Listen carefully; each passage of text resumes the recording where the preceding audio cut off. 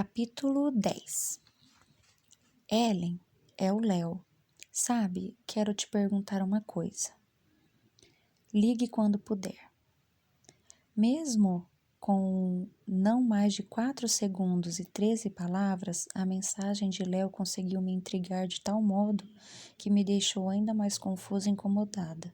Depois de ficar em pé diante da pia olhando o vazio por alguns minutos, decidi ouvi-la de novo só para ter certeza de que não deixei passar nada. Como, é claro, eu havia ouvido tudo direitinho, deletei a gravação, dizendo em bom som: "Pode esperar sentado, meu caro." Se o Léo pensou que depois de tantos anos ele podia ir ligando assim, como nos velhos tempos, supostamente para perguntar algo, contando que eu estivesse disponível e que fosse retornar em seguida, como se fosse algo urgente, bem, ele pensou errado. Na melhor das hipóteses, ele estava sendo presunçoso e, na pior, altamente manipulador. Escovei os dentes, indignada, e com todo cuidado apliquei um batom rosado novinho em folha, uma camada farta no lábio inferior e uma bem fraquinha no superior. Retirei o excesso com um lencinho de papel, mas como avaliei que tinha tirado demais, passei de novo o batom e finalizei com uma camada de gloss incolor. Então, apliquei um pouco de blush para realçar as maçãs do rosto, a testa e o queixo e um lápis cinza escuro para delinear os olhos. Passei o rímel e apliquei um pouco de corretivo sobre as pálpebras e estava pronta para sair. Dei uma boa olhada no espelho, conferindo o resultado, e percebi que estava bonita, ainda que a iluminação fraca do banheiro de Margot não favorecesse a beleza de ninguém. Assim como a mãe, ela também não gostava de lâmpadas fluorescentes. Abrir a porta que ligava ao quarto de hóspedes, pensando que checar a minha caixa postal é uma coisa. Retornar a ligação de Léo é outra bem diferente. Eu não iria ligar para ele tão cedo, se é que eu faria um dia. Eu me ajoelhei perto da minha mala para procurar minha carteira de pele de cobra que tinha colocado ali de última hora. Eu tinha ganhado esse presente da dona Estela no último Natal e pensei em agradá-la usando-a. Minha sogra sempre foi muito atenciosa e generosa ao presentear, embora seus presentes eram uma clara indicação de como ela esperava que eu me portasse em geral, lembrando um pouco mais a própria filha. Isto é, o tipo de mulher que troca de bolsa para um compromisso noturno. Guardei o gloss, um espelhinho e um pacotinho de pastilhas na carteira. Como sobrou um lugarzinho, encaixei meu celular, só para garantir. Garantir o quê? Eu não sabia ao certo, mas é sempre melhor prevenir. Então, calcei um sapato preto de salto agulha e desci para encontrar Margot e os rapazes, sentados em banquinhos ao redor da mesa da cozinha, degustando vinho, queijo e azeitonas recheadas. Observei bem o Andy e a irmã, lado a lado, divertindo-se com a imitação de web de um de seus clientes, e reparei que a semelhança entre eles parecia ter aumentado. Além do rosto dos dois em formato de coração e os olhos azuis redondos e distanciados, eles compartilham da mesma aura de felicidade, um jeito autêntico de ser, eu diria. A feição de Andy resplandeceu ainda mais ao me ver. "Oi, amor", disse ele, levantando-se para me dar um beijo no rosto e sussurrar no meu ouvido: "Como você está cheirosa." Por acaso eu estava usando uma loção corporal de frutas vermelhas e baunilha, também um presente da minha sogra. "Obrigado, querido", sussurrei de volta, sentindo uma pontinha de remorso com relação a meu marido e a mãe dele. Eu disse a mim mesma que não tinha feito nada de errado. A culpa toda era do Léo. Ele tinha me colocado em uma situação delicada, sendo obrigada a dissimular perante as pessoas que amo. É claro que era um segredinho no universo das coisas, mas um segredo que só iria se multiplicar se eu retornasse a ligação dele. Portanto, não iria ligar. Não retornaria a chamada dele. Porém, enquanto espetava uma azeitona com um palitinho e escutava parte de uma das histórias de web sobre seus clientes, aquele em particular era sobre um jogador de futebol americano do tipo dos Falcons que foi surpreendido carregando maconha em um avião. Eu percebi que era impossível parar de colocar caraminholas na minha cabeça. Eu concluí que se não ligasse de volta para Léo, continuaria fissurada querendo saber o que ele queria me dizer. E que diabo de pergunta seria essa? E quanto mais eu pensasse na possibilidade, mais eu me sentia mal e mais ele e o nosso passado juntos uniriam o meu presente. E mais, se eu não ligasse, eu poderia passar a impressão para ele de que aquilo estava me causando algum desconforto e que ainda me importo com ele. E eu não me importo. Nem um pouco, por isso vou ligar para ele, responder a sua mensagem e depois informá-lo usando no máximo 15 palavras, que apesar do que eu lhe disse naquela tarde, eu já tenho amigos suficientes e não preciso tirar nenhum do fundo do baú, se é que chegamos a ser amigos um dia. Só então colocaria uma pedra sobre o assunto. Eu tomei um gole de vinho e pensei que mal podia esperar para voltar a Nova York e ter essa conversa de uma vez por todas.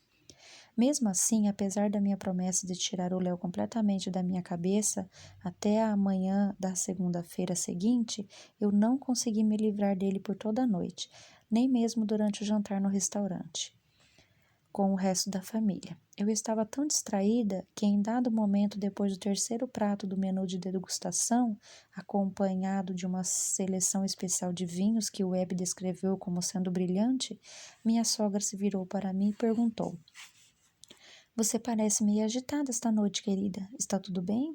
O olhar e o tom que ela usara eram de preocupação, mas eu já tinha visto o suficiente de como ela lidava com os filhos e até mesmo com o marido para saber que aquela era uma reprimenda velada. Repetindo suas palavras, era fundamental estar presente quando se está acompanhado, e em uma cultura de telefones celulares e Blackberries, em que negócios são fechados o tempo todo, com frequência as pessoas se tornam distraídas, desinteressadas e desligadas da realidade imediata. Esta era uma das muitas coisas que eu admirava na Dona Stella. Apesar de ela parecer dar grande importância às aparências, ela sabia reconhecer como ninguém a essência do que realmente importa. "Desculpe-me, Dona Stella", eu digo. Eu me senti culpada e um pouco encabulada por ela ter chamado a minha atenção, mas estranhamente o comentário também me deu a sensação reconfortante de pertencer de fato à família, como se eu fosse filha dela de verdade. Ela me tratava assim havia vários anos, mas esse tratamento se intensificou desde que Andy e eu nos casamos. Eu me lembrei do primeiro Natal após Andy e eu ficarmos noivos, quando ela colocou os braços ao meu redor quando estávamos a sós e disse: "Nunca tentarei substituir a sua mãe, mas saiba que você é como uma segunda filha para mim." Foi um comentário perfeito. Dona Stella sempre tem um comentário perfeito a fazer, e o mais importante de tudo, ela é sempre sincera. Ela balançou a cabeça e sorriu, como se me absolvesse, mas eu insisti em dar uma explicação de que só estava um pouco cansada, tínhamos nos levantado muito cedo e depois de toda aquela comida deliciosa. "Sem dúvida, querida", ela diz, arrumando a echarpe de seda estampada ao redor do pescoço elegante como de um cisne. Ela jamais ficaria de cara fechada, por nenhuma situação, qualidade que sua filha não herdou, pois Margot, para a surpresa de todos, era capaz de ficar de birra por anos a fio. Aproveitei a deixa e tentei tirar o Léo da minha cabeça, pela 100ª vez no dia, tentando me concentrar no assunto que tinha sido iniciado pelo Sr. Graham, o recém-reformado campo de golfe do clube. Mas cerca de 3 minutos de discussão sobre tacadas em segundo par, eagles e tacadas de primeira entre os homens à mesa, acompanhada com grande interesse por Margot e sua mãe, comecei a divagar novamente e resolvi que não havia um minuto sequer a se perder. Eu precisava descobrir o que Léo queria de mim, naquele instante. Meu coração disparou ao pedir licença e me dirigir para a seleta lojinha de presentes conjugada ao restaurante, situada próximo ao toalete feminino. Segurando minha carteira com a mão molhada de suor, eu parecia apavorada. Era como se estivesse vendo uma daquelas mulheres imbecis em um filme de terror. do tipo que, depois de ouvir um barulho suspeito à noite, em vez de ligar para a polícia, decide que é melhor ir descalça na ponta dos pés e investigar o que aconteceu no Jardim dos Fundos. No meu caso, não havia um assassino com um machado à minha espreita, mas com certeza eu também corria perigo. Margot ou a mãe podiam me flagrar a qualquer momento. Ou o Andy poderia inovar e decidir conferir a minha conta de telefone no final do mês e ia querer saber para quem de Nova York eu tinha precisado ligar, repentinamente em pleno jantar de família em Atlanta. No entanto, a despeito das armadilhas evidentes, lá estava eu totalmente escondidinha em outro banheiro, apressada, tentando decidir entre mandar uma mensagem de texto ou ligar diretamente para o Léo. Depois do que pareceu uma vitória moral, resolvi mandar um torpedo escrito agilmente com os dois ávidos dedões. Oi, recebi seu recado, pode dizer. Assim que acabei de digitar, apertei o botão de envio. Antes que mudasse de ideia ou resolvesse trocar alguma palavra, fechei os olhos e sacudi a cabeça. Senti um misto de alívio e de horror de mim mesma, como um alcoólatra ao tomar o primeiro gole de vodka, uma emoção que triplicou segundos depois quando meu telefone vibrou e o número de Léo apareceu no mostrador. Parei na saída do banheiro, fazendo de conta que admirava umas peças de cerâmica à venda na loja. Então respirei fundo e atendi. Oi, disse Léo, sou eu, acabei de receber sua mensagem. Verdade? Respondi, nervosa, andando e olhando ao redor. Naquele momento, além da possibilidade de ser pega por Margot, minha sogra, eu estava também exposta a qualquer um dos homens da família a caminho do banheiro masculino ali perto. Como vai? Ele perguntou. Bem, respondi sóbria. Mas não posso falar agora, estou no meio de um jantar. Só fiquei curiosa sobre o que você queria me perguntar. Bem, Léo respondeu fazendo uma pausa, como se quisesse dramatizar. É uma história longa. Suspirei, pensando como era engraçado. O rei do vamos direto ao assunto, de repente tendo uma proposta longa para me fazer. Resume para mim, insisti, desesperado ao menos por uma dica. Seria uma bobagem sem importância, como uma dúvida sobre a câmera fotográfica dele, ou algo sério do tipo de se eu era a responsável por uma DST que ele acabou de pegar, ou seria um meio termo. Léo limpa a garganta. Bem, é sobre trabalho, disse ele, o seu trabalho.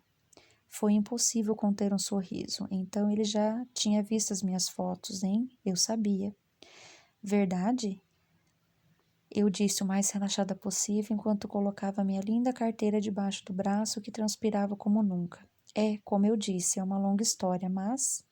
Eu dei uns passos em direção às mesas e espiei do canto do salão com cuidado e vi que minha família continuava sentada, em segurança.